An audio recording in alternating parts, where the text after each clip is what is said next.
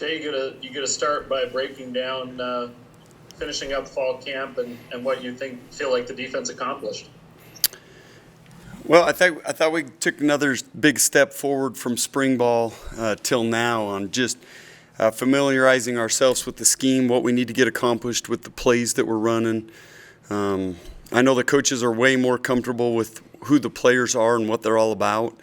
The depth chart is shaping up. I wouldn't say anything's ever set in stone because you might get into the first game and all of a sudden a guy that was going to get 10 reps is playing great and ends up getting 40 or 50 and then ends up being a full-time starter. So I think the depth chart is always a work in progress, but it's much more solidified than it was at the start of camp. And I know we're trending in the right direction just with expectation, how we want to run to the football, the tenacity that we're playing with, and we've become a much better tackling football team through camp. Okay, let's switch it to the other side now. What's any concern that you have or anything you single out as that needs to be cleaned up heading into game one? Yeah, I would say right now is that there's still a tendency for players to feel like they got to do more than their job. And so you see guys freelancing a little bit, trying to make a play or trying to do something that's not necessarily what they need to do that time. And that's when we're giving stuff up, it's because of that we're just not doing our responsibility. So that's something we can continue to clean up. Pad level is always something that you're focusing on to try to get better. That was a big emphasis yesterday in practice. The constant strain to the football. I believe playing hard is a learned behavior. It's not something you're born with, and that's something that we're continuing to get better at. I mentioned it as a positive as far as the direction we're heading, but we're not where we need to be yet. The edge of the defense right now is something that we want to continue to solidify just on certain plays that the offense is running at us, but those things are always going to come up. There's going to be discrepancies that pop up game one that need to be fixed before game two, and that's always a constant process on how do you get better from each game to each game. Okay, we'll take a couple questions from Jay Drew. Yeah, Jared sort of took my question. I was going to ask Coach, what's keeping you up at night with your defense? The Big 12. Well, the week one is weird because we got a new offensive coordinator. There's been some staff changes at Sam Houston, so just trying to figure out exactly what they're going to do and what we're preparing for. That keeps me up right now, just making sure we know what that looks like.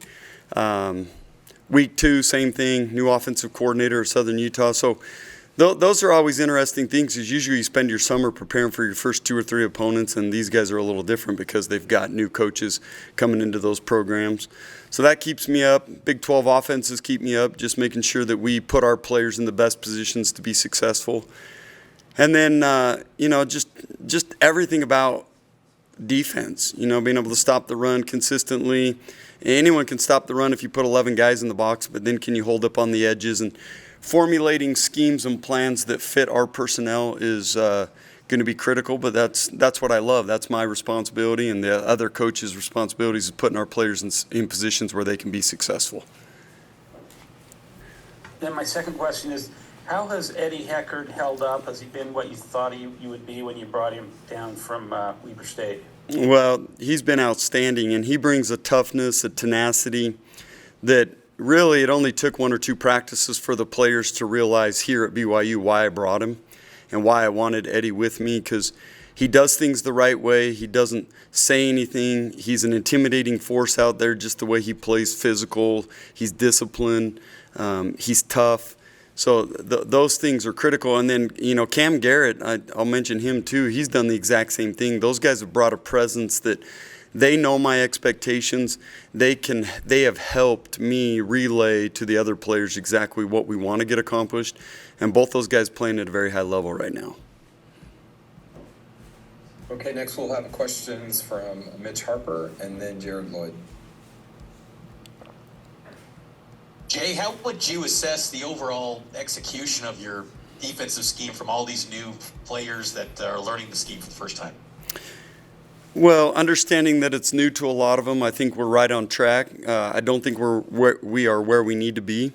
We're getting better, but a lot of guys, and I'll just mention two of these because everyone knows them, but like Tooley and Bywater, those guys are going to be phenomenal players in this defense, and I think this defense fits their skill set perfectly. But they're learning a lot. They didn't get to go through spring, and so right now we're at practice 15. That's basically the equivalent of what they would have learned in spring ball. And so they're kind of starting now where everyone else was 15 practices ago at the start of fall camp. And just bringing those guys along and introducing them to a brand new scheme and expectations and all that stuff is getting better. I would say it's not quite where it needs to be. And the reality is we're hoping by game 3, 4, we're starting to peak at that stuff. I don't know that you ever have that, even in no matter where you're at in week 1. And that's the process of continuing to get better throughout the season and peaking at the right time.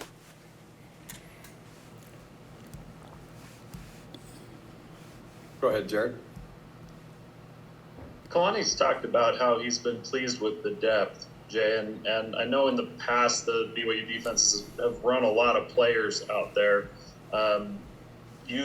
taking advantage of that depth to try and keep guys fresh.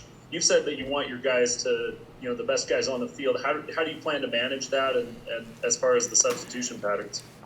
Well, each position group is different. The D-line will rotate a little bit more than the other position groups just to keep those guys fresh and to make sure we have, pass rushers in the game when we get to third down and things like that.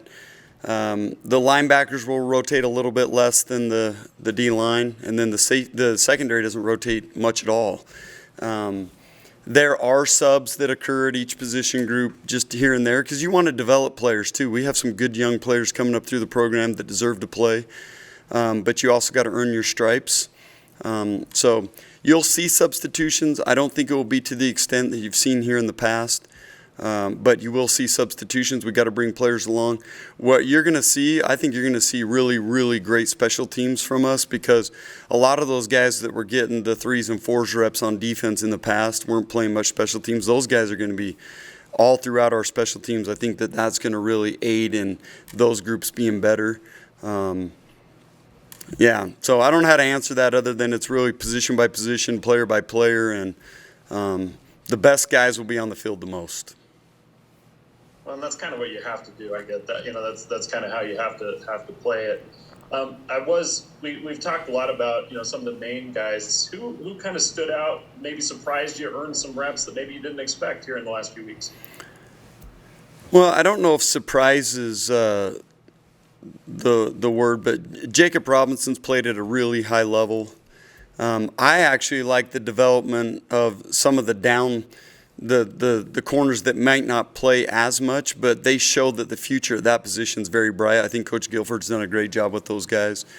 The 3 backers that get talked a lot about, Bywater, Tooley, Vong Pichong, those guys have played exactly the way I think that the fans expected them to, and I expect them to play well throughout the year. But the next tier group, there's 5 or 6 guys right behind them battling for playing time, and those guys are going to be really good players. Glasker stands out. Ace Kafusi, I thought those guys played good. Sialia Sarah. Anyway, bottom line, there's some guys in that group that are playing good. Harrison Taggart played real good. And then in the front, Nisa Mahe, I think, has had his best camp since he's been here. I think he's playing at a very high level.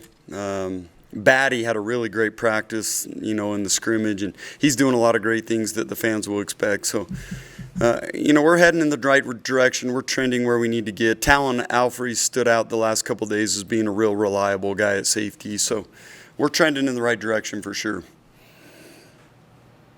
Okay, we'll take a question from Mitch Harper.